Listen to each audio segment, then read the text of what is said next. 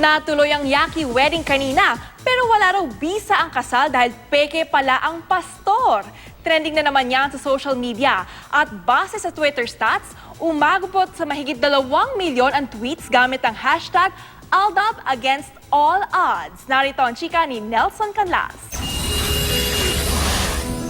Magarbo ang setup para sa kasalang Yaya Dab at Frankie. Bago ang kasalan, sina Alden at Yaya nagpalitan pa ng dub smash habang nag-iiyakan. Pero kahit ayaw ni Yaya kay Frankie, natuloy pa rin ang kasal. Sinubukan pa ni Alden na pigilan ito pero hinarangan ng maraming Rogelio ang lahat ng gate sa Broadway.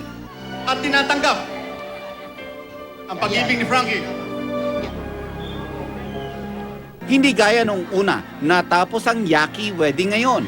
Pero bago makakiss the bride si Frankie, pinilit muna siya ni Lola na pirmahan ang checkeng nagkakahalagang 51,500,000 pesos na ipinangako niya kay Lola. Sa gitna ng pirmahan, Wait lang! Impostor po ang taong ito.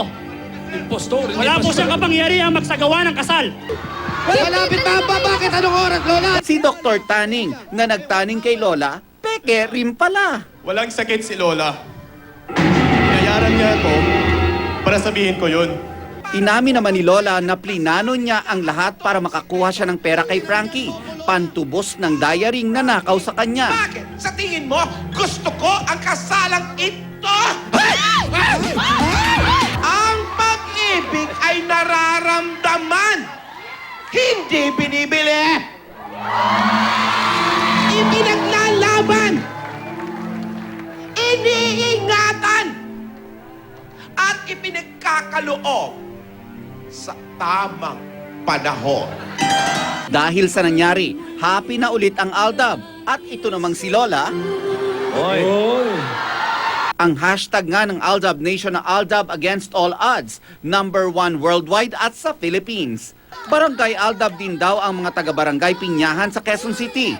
Maging ang mga maton, Aldab fans din. Masaya kami din. Nanood kami mula umpisa eh. Nakakakilig eh. Mas maganda nga hindi na talaga, natuloy talaga eh. Tila tumigil din ang mundo ng mga nasa emergency room ng ospital na ito. May iba pa ngang nagpe-petition online na gumawa ng Aldab movie at tawaging Mahal Ko Si Yaya. Sabi nga ni Lola, ang pag-ibig ipinaglalaban at si Alden willing na gawin yan. Nelson Canlas, updated sa Showbiz Happenings.